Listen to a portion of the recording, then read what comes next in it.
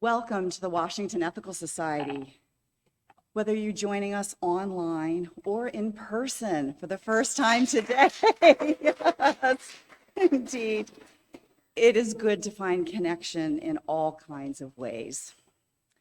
I'm Karen Schofield-Leka. My pronouns are per and pers, short for person, and I am the officiant this morning. Today is the launch of Hybrid Platform. We've been a long time awaiting it. A lot of work has gone into making it possible, for whom we are grateful for those leaders. And we are very excited to be in this new phase together. We have members and friends attending live on Zoom, in person here in the hall, and asynchronously by watching or listening to the recording later. Welcome to everyone. We are one community, unified across time and space, as we gather to affirm our values and commit to a better world. We're still figuring out how to be in this new phase together, so let's learn from our mistakes and forgive each other generously. If you are joining us live on Zoom, please say hello in the chat, and having your chat set for everyone will give everyone else in the Zoom sphere a chance to see your greetings. You're welcome to say hello, whether you're a brand new visitor, whether a longtime member, a neighbor from another ethical society or Unitarian Universalist congregation, or somewhere in between. If you're participating on Zoom this morning, there's a closed captioning option available that can be turned on or off as you prefer. The Zoom chat will stay open through much of the platform service, closing for the address itself and then reopening. If you are watching from in the building here and within the sound of my voice, so maybe you're out at the welcome table, and planning to follow along on Zoom or your personal device, please be sure to disconnect audio so that we don't have feedback during the program. It's a mistake I made in practice, so be forewarned. If you would like to make a reservation to attend Platform in person in the future, check out the link on Wes's homepage at ethicalsociety.org, and I think that link will also be appearing in the chat. Online visitors, we hope that you'll say hello in the chat and that you might send an email to our membership coordinator, Maceo Thomas, at maceot@ethicalsociety.org. That's MACEOT. You can also fill out a connection form and someone will put that link into the chat. And then in-person visitors, please stop by the welcome table to introduce yourself. I'll now read a few of the greetings that have come in by Zoom, assuming the technology is working properly. So let's see. We just never know what works, what's sleeping, etc. Okay. Nope, it is saying I can't connect. I hear we have a little bit of bandwidth channel. So unfortunately, Zoom guests. Oh, okay, we have enough over here. See, it takes a village. We do it all together. And so Joe Klein is saying, hi, everyone from Boston. Sue Smith and Peter Bishop, we wish everyone good morning. Jeff Mehall says, well, it's nice to see some people in the main hall for Platform. Good morning, everyone at Wes. Vince Tyler says, good morning, people of Wes. We have some questions about sound, which now is working because they were with us before we officially began. Judy Ohm says, how exciting, good morning all. And so a call out, the video looks superb. So that's terrific, woohoo. And Abby Dakin says, yep. So we are looking great this morning from our guests in the Zoomosphere as well. It is good to connect and share this time together. Once you're prepared, I invite you to settle into your comfy seat with your beverage of choice as we continue to gather. Our opening words this morning are adapted from Liz Strong of blessed memory. We are in the midst of a season of celebration. Celebrations of the birth of new hope, of the festival of lights, of the triumph of freedom. The darkness of the year will be lifting soon, and the time of light will grow longer. We have gathered with an anticipation of hope for peace on earth and in our homes. We have gathered in this season of celebrations, seeking comfort to soften the pain and the losses of our lives have suffered in the past fast retreating year. We have gathered to savor joy within this season of celebrations with the tenderness and love of family and friends around us. Let us be embraced by the strength and power of this gathering that transcends time and space, strength and power that we each bring as we create this beloved community. Let joy and sorrow join in the fullness of our living. Let the power and strength we embody join us together as we move through the seasons of celebration into a new year with a new vision of hope for peace on earth. So ends the reading, and we begin our platform with music. Hi everybody, my name is Mark David Buckles, and I'm going to be sharing the song Bright Morning Star with you. I hope you'll sing it with me. Some of you might be familiar with the song in the Unitarian Universalist hymnal, Bright Morning Stars. My understanding is that the song originally was Bright Morning Star, about our sun. Bright morning star is arising, or bright morning stars arising.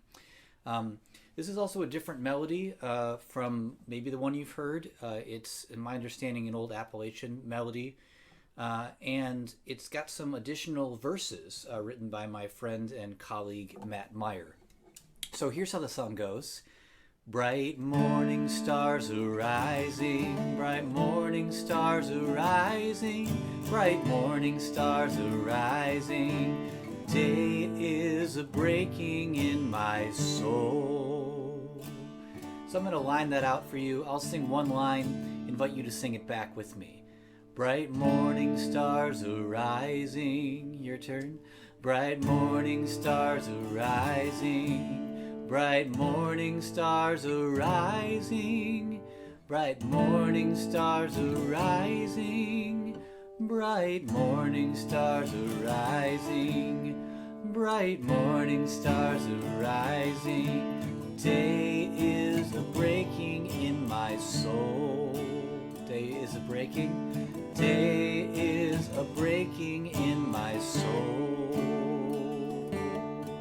So let's try that whole thing together. Bright morning stars arising, bright morning stars arising, bright morning stars arising. Day is a breaking in my soul. Let's try that one more time. Bright morning stars arising, bright morning stars arising, bright morning stars arising. Day is a breaking in my soul. Rise up from morning slumber, rise up from morning slumber, rise up from morning slumber, rise up from morning slumber. Day is a breaking in my soul. Rise up and hear your calling. Rise up and hear your calling. Rise up and hear your calling. Rise up and hear your calling. Day is a breaking in my soul. Oh, lift your voice to heaven. Oh, lift your voice to heaven. Oh, lift your voice to heaven. Oh, lift your voice to heaven. Day is breaking in my soul. We'll sing out loud for justice. We'll sing out loud for justice. We'll sing out loud for justice. We'll sing out loud for justice. Day is a breaking in my soul. We'll build this faith together. We'll build this faith together. We'll build build this faith together. We'll build this faith together. Day is a breaking in my soul. Bright morning star arising.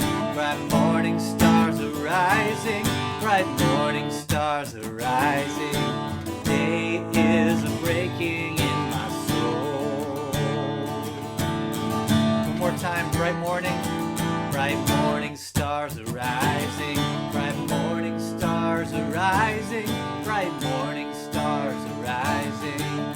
Day is a breaking in my soul. Day is a breaking. Day is a breaking in my soul. Day is a breaking. Day is a breaking in my soul. One more time. Day is a breaking in my soul.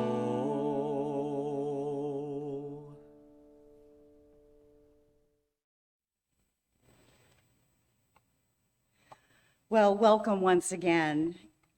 Each week, we read our statement of purpose as a reminder of our shared values. And if you're interested in taking a turn to read the statement of purpose, you can sign up at tiny.cc/readsop.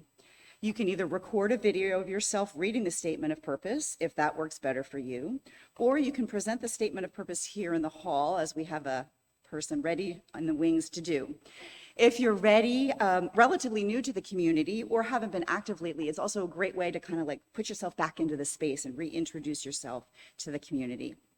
Our reader this morning is Adam Briskin-Limehouse, who serves on the Lay Leadership Development Committee and is part of the Sci-Fi book group. Adam, the mic is yours. Good morning.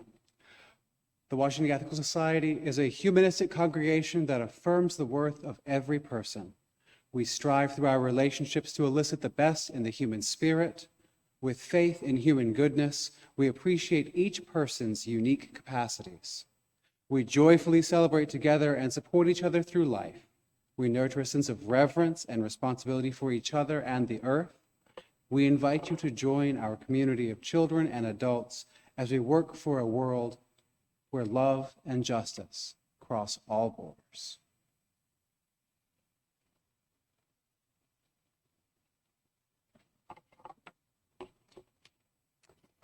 Thanks. And as Adam is lighting our candle in the hall, I invite you, our remote and synchronous persons, to light their candle wherever you are and join me in our candle lighting words.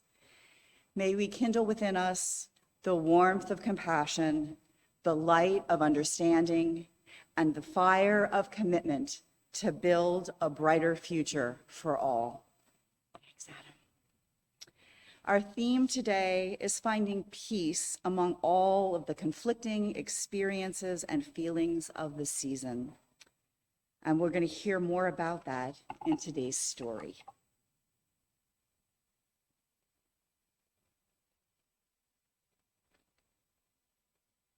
Hi, I'm Lyn Cox. My pronouns are they, them, and I'm the interim leader here at the Washington Ethical Society. Hanukkah began almost a week ago, and it continues through tomorrow. Some people at West, like me, celebrate Hanukkah at home. Others can be inspired by humans doing unexpected, extraordinary things. I don't know if the story happened exactly this way, but I believe it's true. Once upon a time, the Jewish people had a temple to which they made pilgrimages several times a year.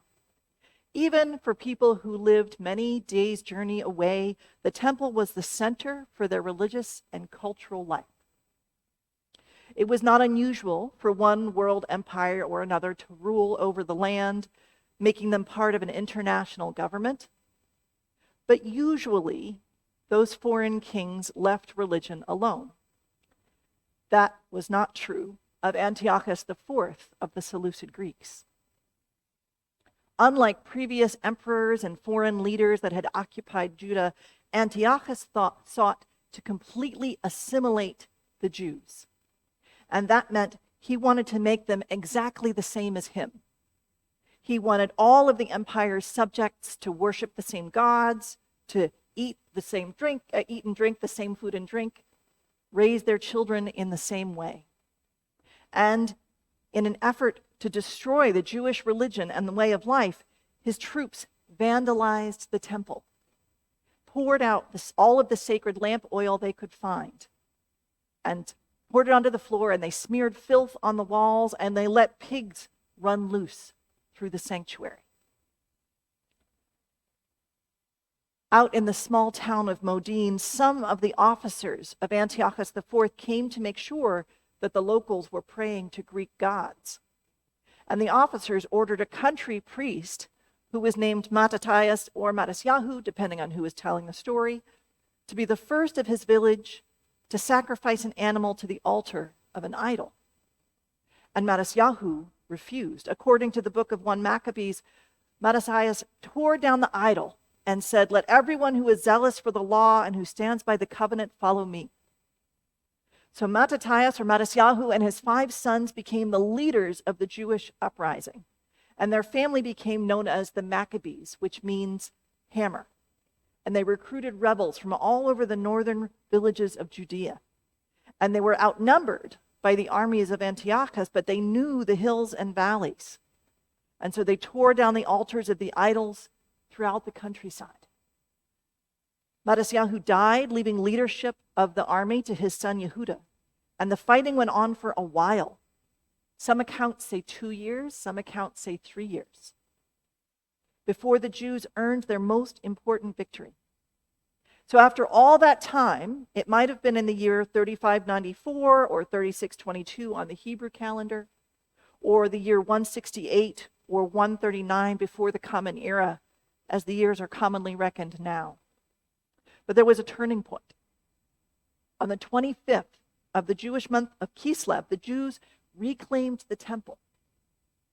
And they found the spiritual home, the heart of their community, a complete mess. They cleaned up the filth, they removed the overgrown weeds, they drove out the wild animals, and they constructed a new altar. The 7-branched menorah was still there, but it had not been lit for 2 or 3 years, and it was supposed to be lit all the time, an eternal beacon. So people from all over the country were returning to Jerusalem, united in their eagerness to see the menorah kindled again. Remembering that they had not been able to celebrate their pilgrimage holiday of Sukkot in the fall, they celebrated an 8-day festival of gratitude and voted that there would be an annual festival of Hanukkah for 8 days each year, beginning on the 25th of the Jewish month of Kislev. There is a version of the story in which a single cruse of oil lasted for the whole 8-day festival. That's in the Talmud. The other parts of the story come from the books of 1 Maccabees and 2 Maccabees. Now, energy efficiency is another great thing to celebrate. Yet I don't want to overlook the story of people who rededicated their community space and their lives, despite the odds. The word Hanukkah means dedication. It's a time of year to refocus time, attention, and community energy on the values and places that are most important. Today is a good day to enter into a new phase of relationship with the meeting house. Even as we celebrate the expansion of our community to include members near and far. Lighting the menorah was not the end of the war between the Maccabees and the dynasty of Antiochus. Depending on which source you consult, the rebellion considered for another 2 or 3 years. Sometimes you have to stop in the middle to celebrate. Taking time to be human.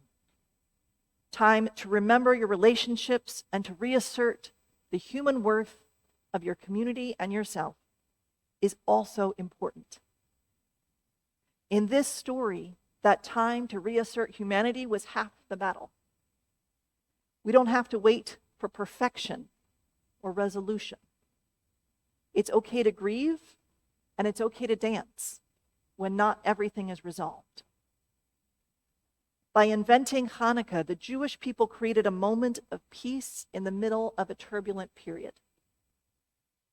So as we move into the centering time of our platform, let's consider the ways that we can share the gifts of serenity and darkness and imagination, as well as sharing the gifts of increasing light when not everything is peaceful.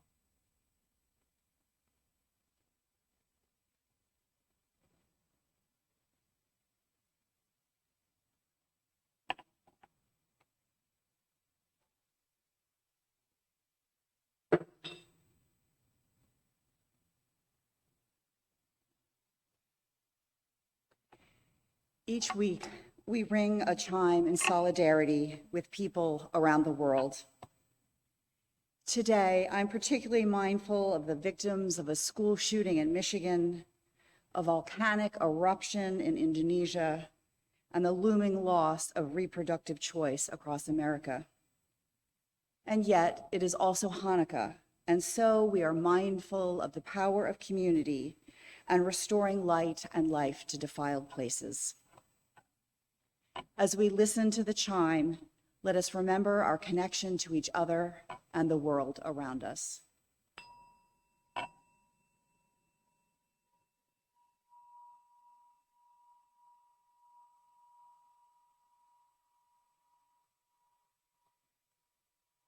Let us open our hearts to compassion for those who suffer.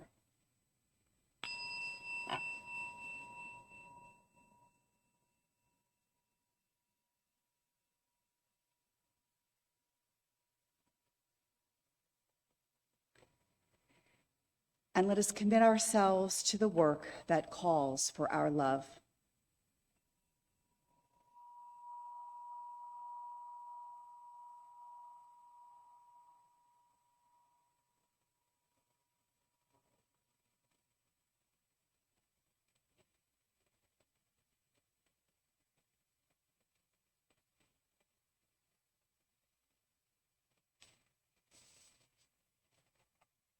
As we continue our moment of mindfulness, I invite you to close your eyes or to soften your gaze. Wherever you are, whenever you are hearing my words, be in that time and place. Take a moment to notice the feelings in your body, your posture, your breath, your connection with the floor. Shift to a position that is comfortable yet attentive. And then take 2 or 3 nourishing breaths.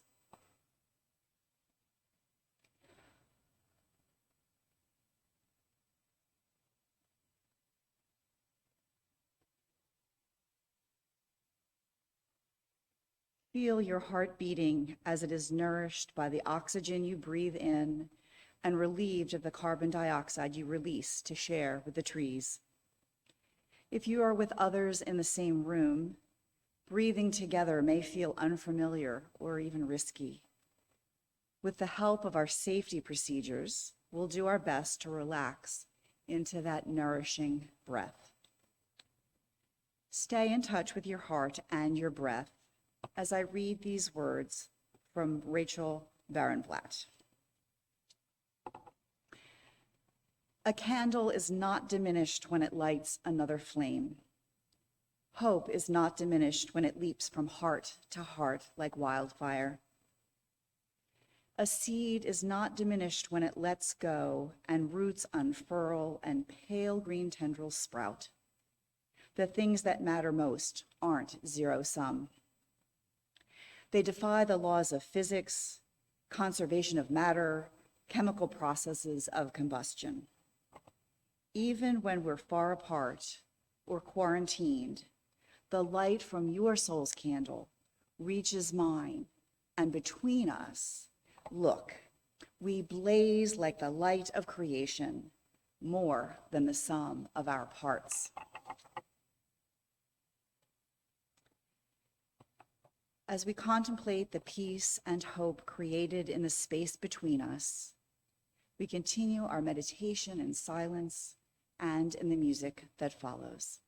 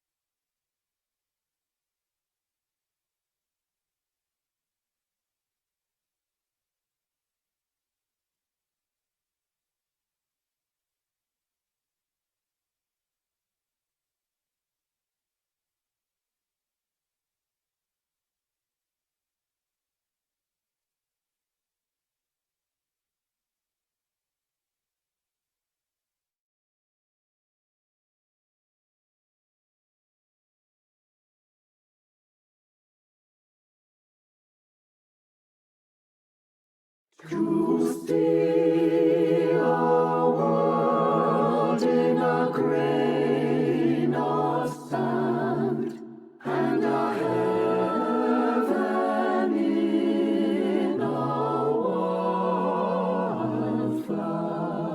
holding infinity in the palm of your hand, and eternity in an hour. To see a world in a grain of sand, and a heaven in a wildflower. Hold infinity in the palm of your hand, and eternity in an hour.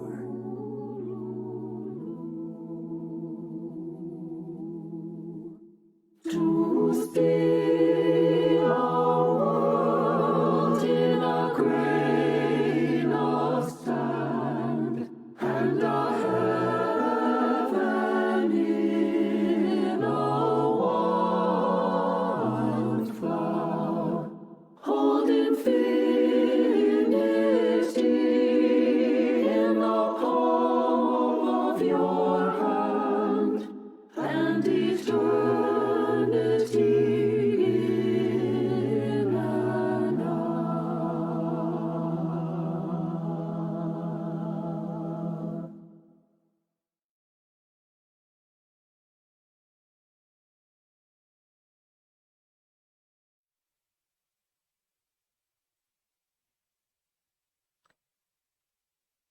This reading is responsive.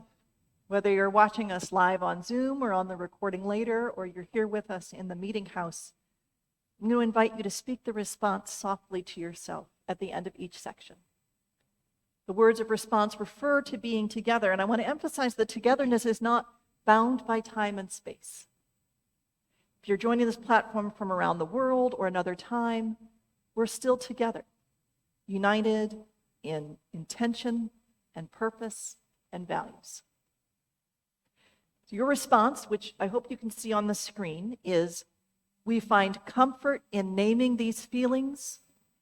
We find some peace in being together. If you're having trouble seeing the screen, just listen, because we say it enough times that you will pick it up. So when you say that response, when one of us says, "This season brings forth many feelings." So one of us will say, "This season brings forth many feelings," and then let's try it together. We find comfort in naming these feelings. We find some peace in being together. All around us are bright lights and merry messages, yet in our hearts not all is joyful. There is grief with the loss of relationships, those we love no longer with us because of death, those we have loved who are estranged from us, those we love yet experience a diminishment of intimacy. There is grief with the loss and change of relationship. Grief, bittersweet, for it is a consequence of the presence of love. This season brings forth many feelings. We find comfort in naming these feelings. We find some peace in being together. All around us are bright lights and merry messages, yet in our heart not all is joyful. There may be pain in our bodies, physical pain as a natural outcome of aging, physical pain that presents itself as illness, pain in the body that forces us to change and imposes limitations. Pain bittersweet, for physical experience includes both pain and pleasure. This season brings forth many feelings. We find comfort in naming these feelings. We find some peace in being together. All around us are bright lights and merry messages, yet in our heart not all is joyful. There may be anger and regret with the memories we hold, anger with past experiences of hurt or abuse, regret of our own actions that may have caused hurt to others, anger that life has not turned out as we imagined, regret for what we might have said or done, anger and regret, bittersweet in presenting the possibility for healing and forgiveness. This season brings forth many feelings. We Find find comfort in naming these feelings. feelings. We find some peace in being together. All around us are bright lights and merry messages, yet in our heart, not all is joyful. There may be uncertainty that accompanies transition and change. Uncertainty of what the future may bring with changes, uncertainty of direction or purpose after retirement or a change of vocation, uncertainty when changing residence by necessity or by choice. Uncertainty, bittersweet, for change, a constant in life, lets us know that we are alive and change along with life. This season brings forth many feelings. We find comfort in naming these feelings. We find some peace in being together. All around us are bright lights and merry messages, yet in our heart, not all is joyful. There may be a sense of hopelessness in the face of so much violence and suffering, hopelessness with attempts to heal our aching world and ourselves, hopelessness in witnessing what we have not managed to accomplish, hopelessness, bittersweet, for its longing reminds us of our capacity for hope and the human spirit's tenacity and courage that rest deep within each of us. This season brings forth many feelings. We find comfort in naming these feelings. We find some peace in being together. All around us are bright lights and merry messages, yet in our heart, not all is joyful. There is loneliness. Loneliness when we find ourselves alone after being long partnered. Loneliness when we're separated from loved ones. Loneliness when we move to a new community and struggle to find our way. Loneliness that never seems filled even in good company. Loneliness that is an ever-present aching in the heart. Loneliness, bittersweet, for it is felt only when we have known connectedness. This season brings forth many feelings. We find comfort in naming these feelings. We find some peace in being together. All around us are bright lights and merry messages, yet in our heart, not all is joyful. We know grief and pain. We know anger and regret. We know hopelessness and loneliness. We know all these feelings. We name them. We live them, for such is the human experience. That love presents us with the possibility of being hope, with the grief of loss. The connection holds the potential of loneliness and uncertainty. That forgiveness can begin to heal anger and regret. That being alive is a courageous act in which we engage all of our emotions. This season brings forth many feelings.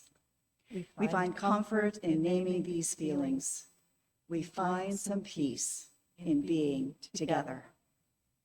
For all of the complex experiences and deep emotions we bring to this season, we're grateful for a circle of community to help us hold them. In our connections across time and space, may we find peace.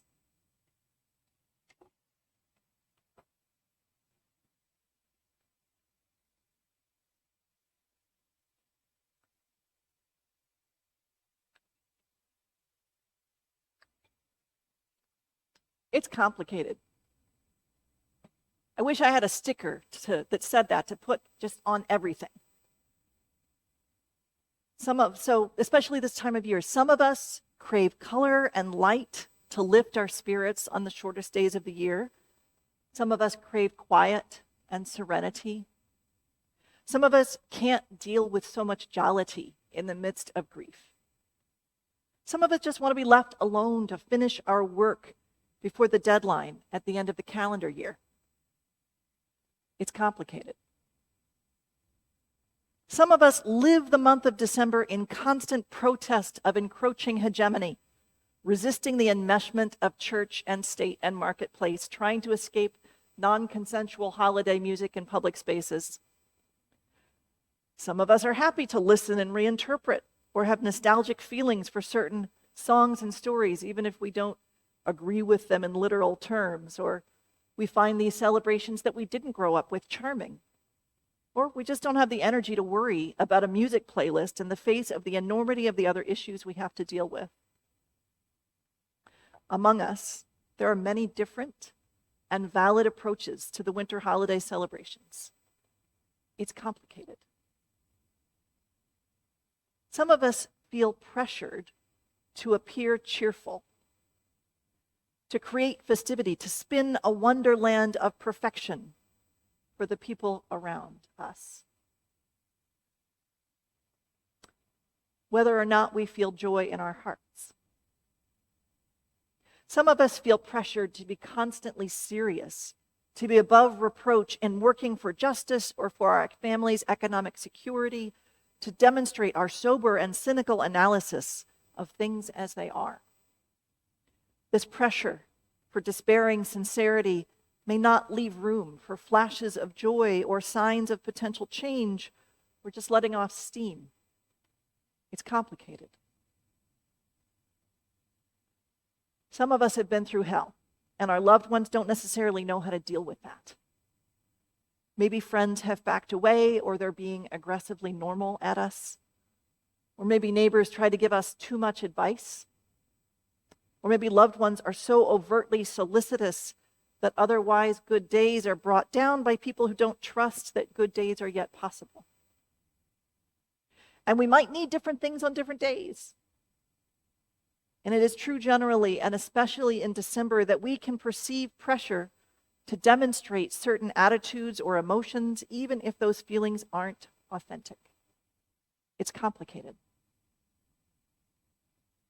And in these times, this phase of the pandemic that may or may not be the beginning of Act 3 in a 3-act historical arc, figuring out how to be and how to feel is complicated. We might be at once elated for those who have been able to get vaccinated and also worried about the parts of the world where vaccines aren't accessible. We might be recalculating our risk budgets on a daily basis, wondering what's wise or possible or sustainable, given all of the factors of public health and in our own lives. We might be looking to this season to grab whatever shreds of hope and cheer or normalcy we can muster, or we might be sad and angry all over again about what we've lost. We might find it difficult to relax into whatever moments of love and meaning we can find, wondering if we're allowed to have a break. It's complicated. The main thing I want to say to you today is that it is okay to feel how you feel. It's okay to feel how you feel. And if you feel a different way in the next moment, that's also fine. We'll try our best to be gentle with ourselves and each other, because big feelings can pack a lot of energy into the way we treat our loved ones, our neighbors, and our own tender hearts. So if you're feeling sad or lonely, if grief is the fog through which you navigate most days, if you are not interested in faking happiness for the holidays, bring that into this circle. Your experience is part of the human experience.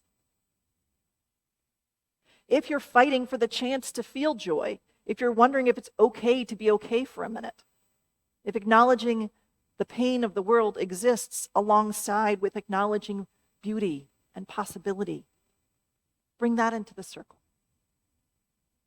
Your experience is part of the human experience. And if your approach to the month of December is not the one depicted in the sales flyers, If you're feeling isolated because of the assumptions other people make about what you must be doing or feeling or planning this time of year, bring that into the circle. Your experience is part of the human experience. And as part of our job here to create space that humanizes, space that recognizes authenticity and dignity and worth. So let's receive each other as our whole selves, even as we learn and practice how to express that wholeness in life-affirming and community-supporting ways. These times are hard. In some ways, the daily recalculations are harder than the days when everyone who was able to do so could be assured that staying home was the best way to protect our community. Don't get me wrong, I don't miss those days. They were terrifying. But some of the decisions were easier. Now there's no one right answer. We're constantly surfing on the edges of chaos.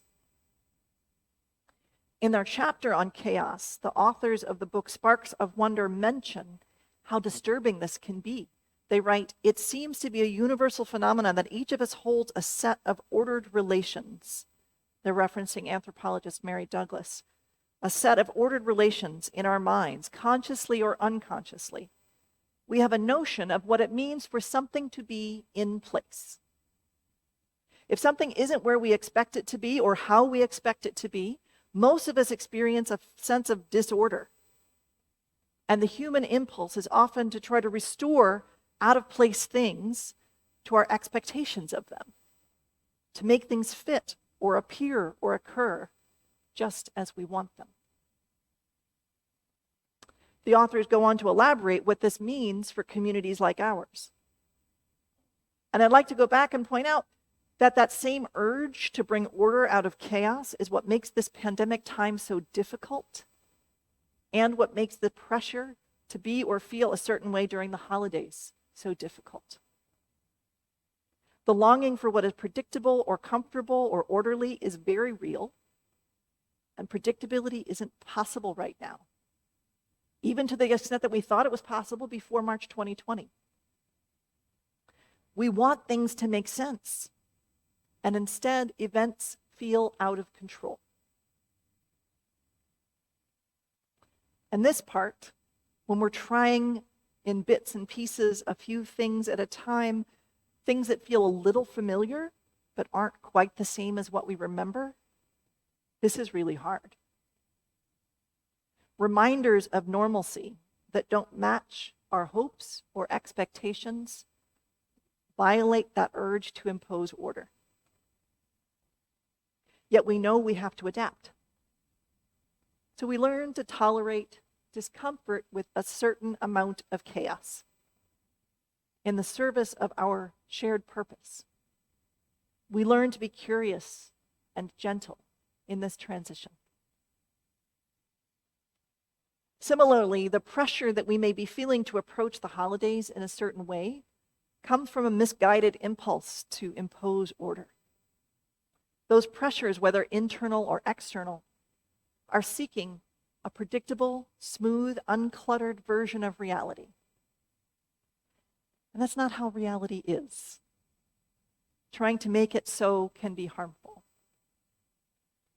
Attempting to control other people, suppressing emotions, silencing untidy experiences.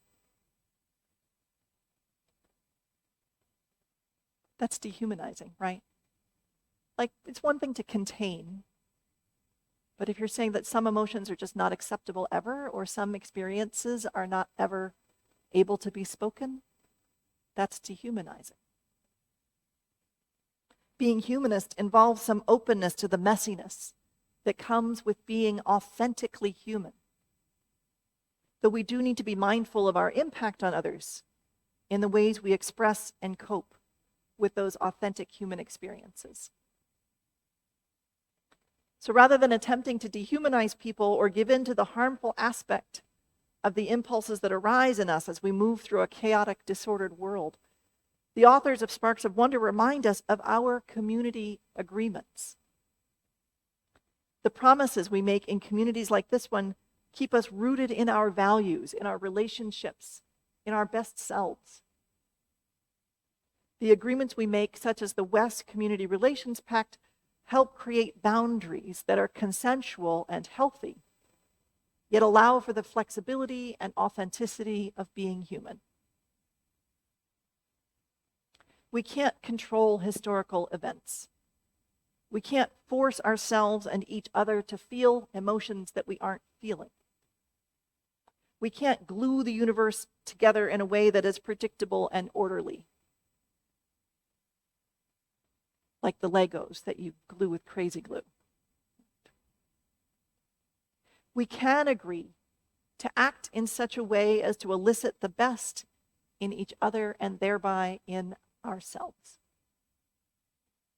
This is how we make peace with each other and our own hearts, acceptance of unpredictability, yet commitment to our collective well-being and liberation. The authors of Sparks of Wonder conclude, human communities are messy places, always surprising us with new ways to create chaos.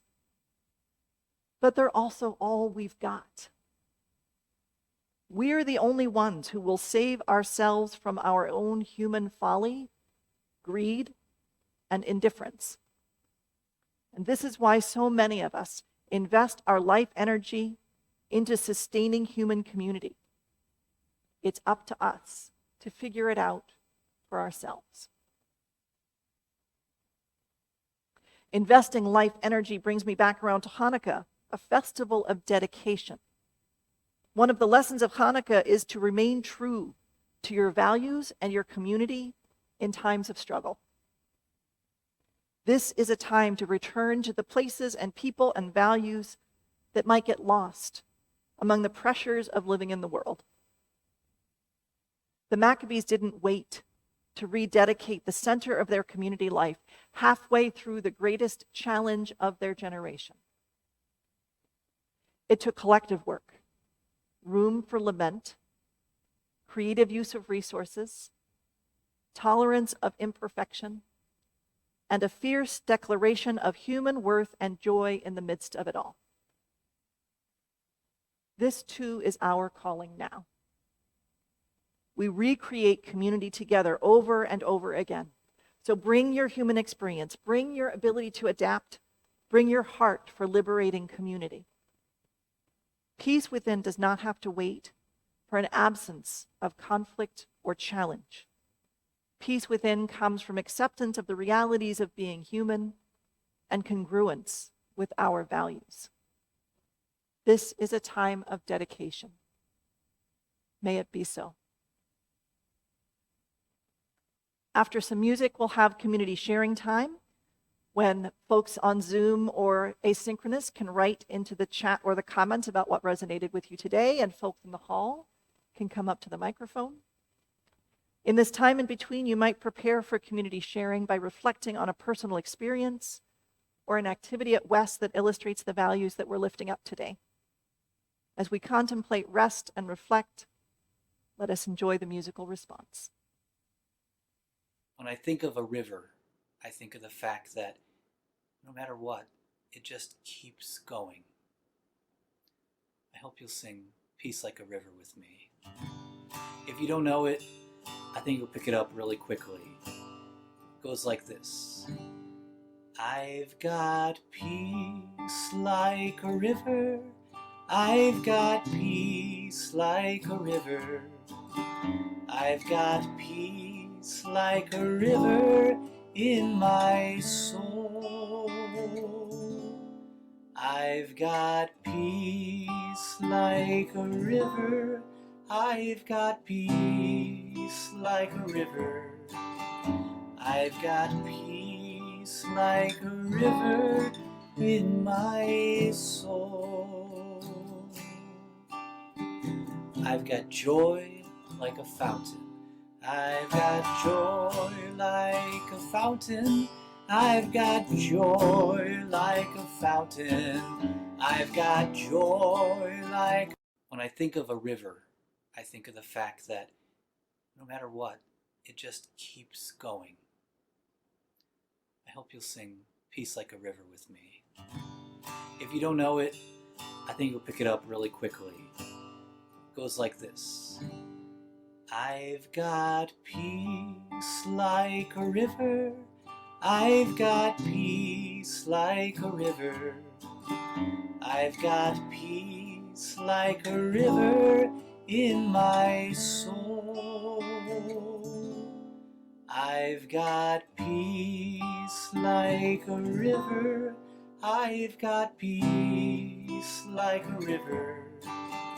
I've got peace like a river in my soul. I've got joy like a fountain. I've got joy like a fountain. I've got joy like a fountain. I've got joy like a fountain in my soul. I've got joy like a fountain. I've got joy like a fountain. I've got joy like a fountain in my soul. I've got love like an ocean. I've got love like an ocean. I've got love like an ocean. I've got love like an ocean in my soul. I've got love like an ocean. I've got love like an ocean.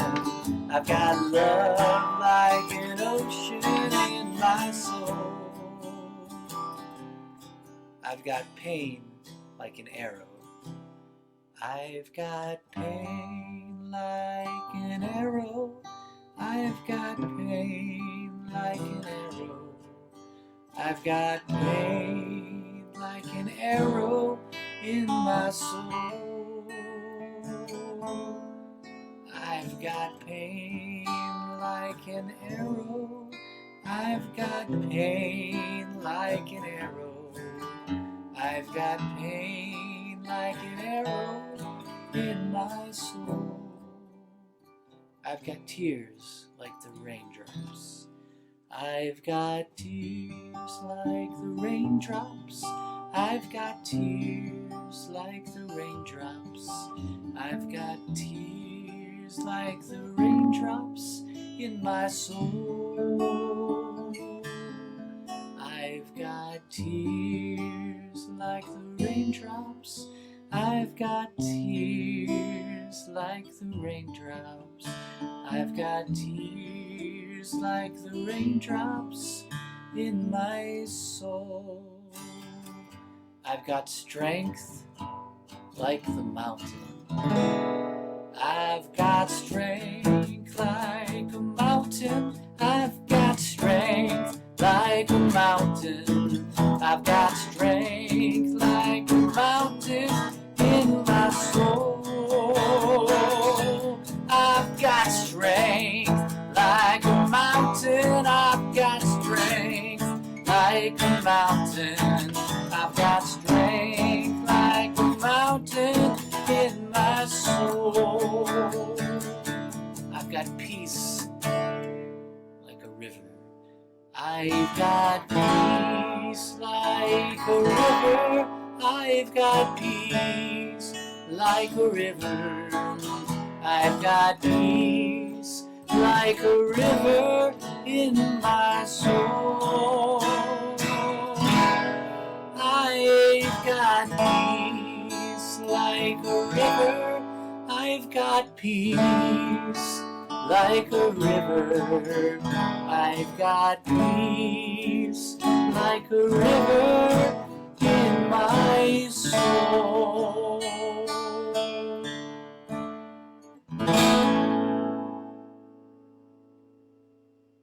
Thank you, everyone.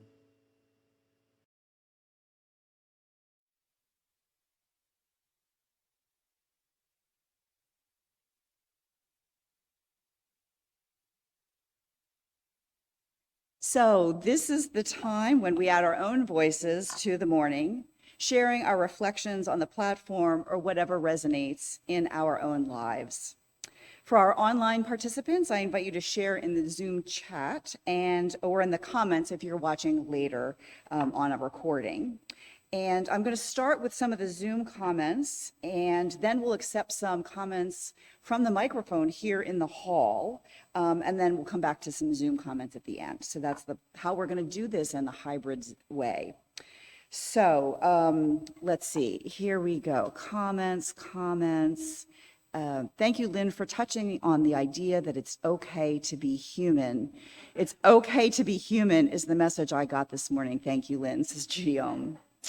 Abby Dakin really appreciates knowing the Hanukkah means dedication. And Joe Klein loved this platform. It really resonated. And so as other folks maybe are adding to Zoom, if anybody would like to make a comment from here in the hall, we've created, rather than taking around the microphone as we traditionally have done, to be safer and create both social distance and not too much handling of things together. There's a microphone right here at the front, and folks can feel free to step up. Please start by saying your first name and make a brief comment so we can share the space. Carl Kozak, I just wanted to thank everybody because I know a lot of people have spent a lot of time and effort trying to get this work seamlessly. Are there any other comments that folks in the room would like to make? Great.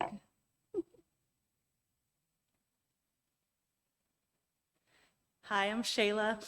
I'm just so happy to be back at Wes for platform. But I was really, this platform and the recitation that preceded it were just so meaningful. Sometimes I have trouble articulating how I feel, but I do have a lot of things, and I really like the idea of just being here, just being together, and being able to articulate our feelings. It really helps. Yeah, absolutely. Any other in the room comments? So there's a few more that have come in by Zoom. Denise says, I always appreciate the reminder that it's natural to yearn for predictability and control, yet it's also the nature of life that there are many things unpredictable and out of our control.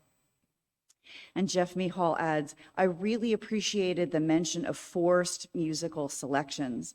Betsy, her mother, and I seem to have this argument every year. They'd love to hear Handel's Messiah all day. I, on the other hand, prefer Duke Ellington's Nutcracker Suite, or even the more goofy Christmas song like the Three Stooges' Wreck the Halls with Boughs of Holly. So, great. Well, thank you all for sharing your thoughts and feelings as we have come up. Let's see, I think there's one more. Abby Dakin says, I love the characterization of our project in the world as humanizing. A mission of humanization is one I can get behind. So amen to that. So thank you all for those comments, and thank you all who shared your thoughts and attention. And just as we share our perspectives in community, so too do we share our material gifts. Here at Wes, we split the Sunday collection between our operating budget and a fund dedicated to justice and compassion. And we appreciate each person's generous giving as they are able. This month, half of the offering is dedicated to the Refugee Resettlement Fund at Wes, which will be directed to the new Afghan Welcome Project. And here to tell us more about this, Wes's part in this work is our Kate Lang. Thanks, Kate. Thank you, Karen. Hello, my name is Kate Lang, and I'm leading up Wes's Afghan Welcome Team. As you all know, since August, thousands of Afghan refugees have been quarantined on U.S. military bases around the country and around the world. And finally, these families are starting to move off the military bases and resettle in our communities. The Washington Ethical Society has agreed to be connected to an Afghan family resettling in our area under the Lutheran Social Services Good Neighbor Partners program. Our Afghan Welcome Team has just finished the LSS orientation process, and we expect to be matched with a family soon. We look forward to mentoring, supporting, and learning from the family we're matched with over the coming year. Part of our commitment to this family is a financial one. We will be helping to pay their rent for many months in 2022. We're so grateful that we'll be able to use money from Wes's Refugee Resettlement Fund to meet this financial commitment to our new neighbors. And we're thankful that the Refugee Resettlement Fund is Wes's Share the Plate recipient for the month of December.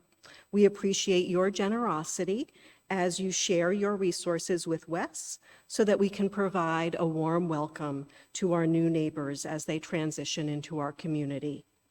Please do not hesitate to reach out to me with any questions about Wes's Afghan Welcome Team or about contributing to the Refugee Resettlement Fund. You can reach me by email at katel@ethicalsociety.org. So that's KATEL@ethicalsociety.org. And I welcome any questions or concerns folks have. Thank you so much.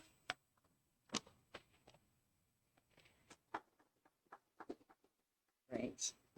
Thanks so much, Kate. So on the slide, you'll see the number to give by text for today's collection, which is 202-335-1885. And that would be also folks in the hall. We're not going to pass a basket as we might normally have done. And so you can also make your gift online through the donate button on our website at ethicalsociety.org. And if you're on the website, please choose Share the Plate as the fund designation. We will now receive your gifts and the gift of music.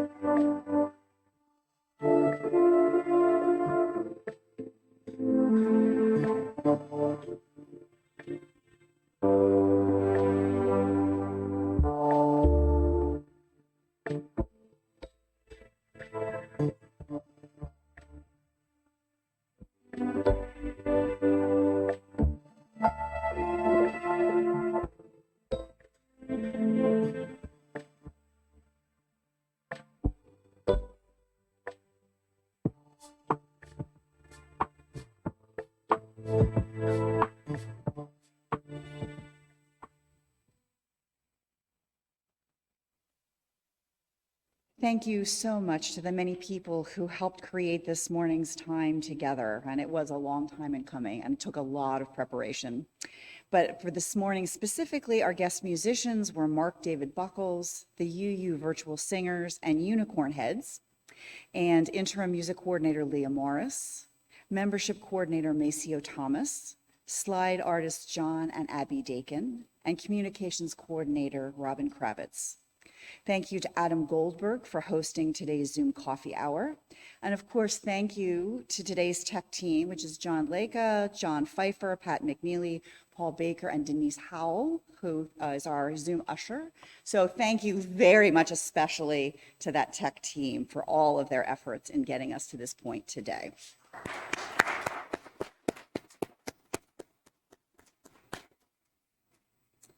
I say thanks also to those who are leading and supporting our work in the weeks to come.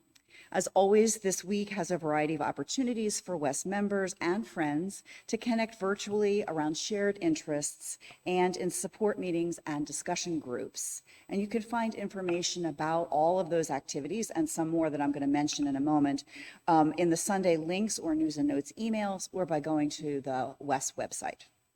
But of particular attention, please support the BSA Troop 1123's fundraising efforts. This is our welcoming, inclusive troop chartered at Wes, and the Scouts are selling winter flower bulbs. In-person attendees can see a scout with questions or to order on the front patio today after platform. And everyone is welcome to visit the online order form, which should be appearing in the chat in a moment. The West Giving Tree to benefit a wider circle and capital area food bank is online this year, meaning all members from near and far are welcome to participate in this annual tradition of generosity. Genevieve McDowell Owen has prepared a wish list and a sign-up sheet. And if you don't want to use the usual online retailer to fulfill the wish list, you can drop items off at Genevieve's front porch. So please look for those links in news and notes, and gift items should be delivered by December 17, and that link is also going to be in the chat. Next Sunday, December 12th, the 3rd and 5th grade SEEK class, that's our Sunday Ethical Education for Kids, will meet in person during platform. And then OWL, the Our Whole Lives Human Sexuality Curriculum, will meet that afternoon at 2 p.m. as scheduled. And then the following week, December 19th, is the next meeting of the high school youth group. And for all age groups, please be sure your family is registered and that you've filled out the RSVP form for each class session. If you haven't already receiving the SEEK newsletter, please contact Indara Miles, and links for all those things will be in the chat. Winterfest is coming up on December 19th. This year, we'll repeat the success of last year's festival of poetry with winter-themed readings that invoke peace, hope, love, joy, and giving. You can sign up to record yourself reading your contribution, or you can sign up to be a reader from here in the hall and look for an email later today with the sign-up link for that. Platform will take a holiday break on December 26th. The building will be closed that day, and the tech team will get a well-deserved chance to rest. If it's your habit to make your pledge payments during platform, please keep this month's 3 platform schedule in mind as you're planning your end-of-year giving to Wes. The platform address next Sunday, December 12th, will be by Interim Leader Lyn Cox on the topic, What is Hope? We hope you'll join us at that for that presentation at 10:30, either on Zoom or here in the hall if you reserve your spot online.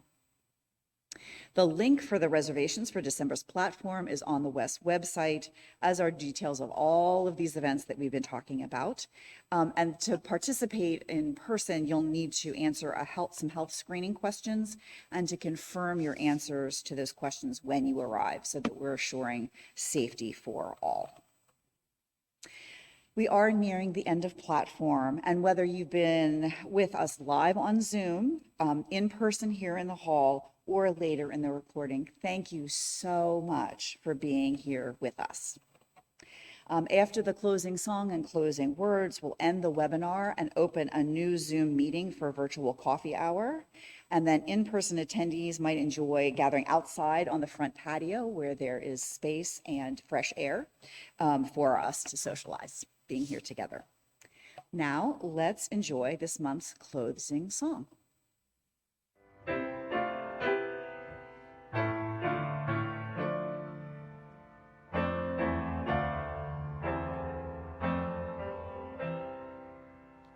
Dark of winter, soft and still, your quiet calm surrounds me. Let my thoughts go where they will, ease my mind profoundly. And when my soul will sing a song, a blessed song of love eternal, gentle, dark, and soft and still, bring your quiet to me.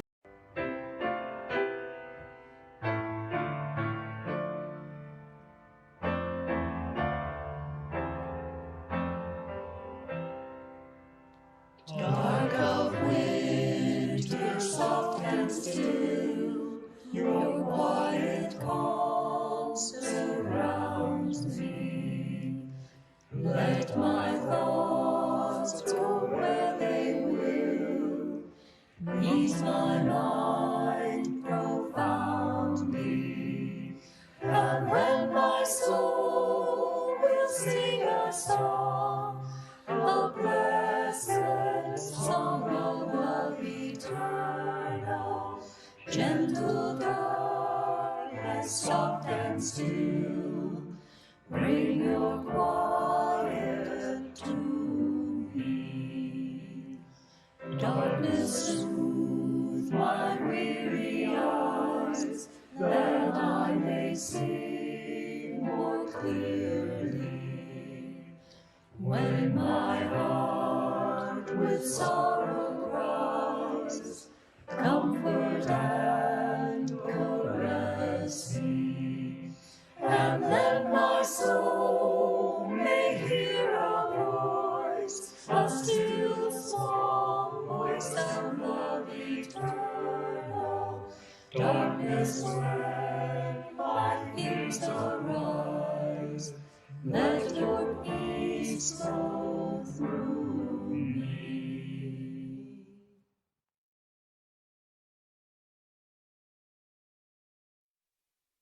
Of time, and folks may recognize this from previous winter festivals and the like, so we can keep singing along week by week as the month progresses.